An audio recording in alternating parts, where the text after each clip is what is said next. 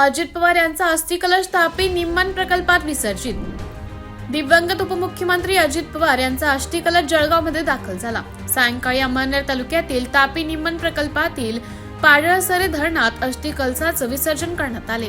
यावेळी राष्ट्रवादी काँग्रेसचे माजी मंत्री अनिल पाटील, माजी मंत्री गुलाबराव देवकर, पक्षाच्या प्रवक्त्या प्रतिभा शिंदे, जिल्हाध्यक्ष संजय पवार यांच्यासह प्रमुख पदाधिकारी व कार्यकर्ते उपस्थित होते।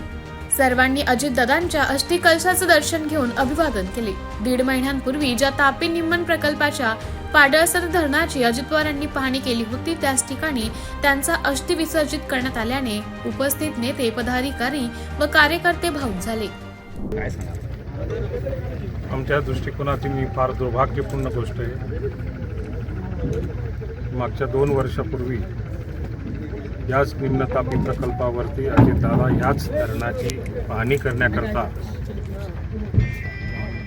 आणि या धरणाला पुरेसा असा निधी उपलब्ध करून देण्याकरता त्याची पाहणी केली आणि बरोबर त्याच 2 वर्षानंतर त्यांच्या अस्थि विसर्जनाचा कार्यक्रम आम्हाला या ठिकाणी करावा लागतोय। ही आमच्या दृष्टिकोनातून अतिशय दुर्भाग्याची गोष्ट आहे।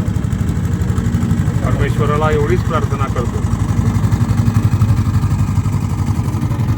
अजितदादांच्या असंख्य आठवणी या तालुक्यामध्ये, या जिल्ह्यामध्ये, संपूर्ण महाराष्ट्रामध्ये त्यातलं एक आमचं पाडळसरे धरण ज्याच्यावर संपूर्ण शेतकरी अवलंबून आहे आणि शेतकऱ्याची प्रगती होणार आहे, त्याच धरणाच्या खुशीमध्ये अजितदादांनी कायम हसत राहावं अशी आम्ही परमेश्वराला प्रार्थना करतो।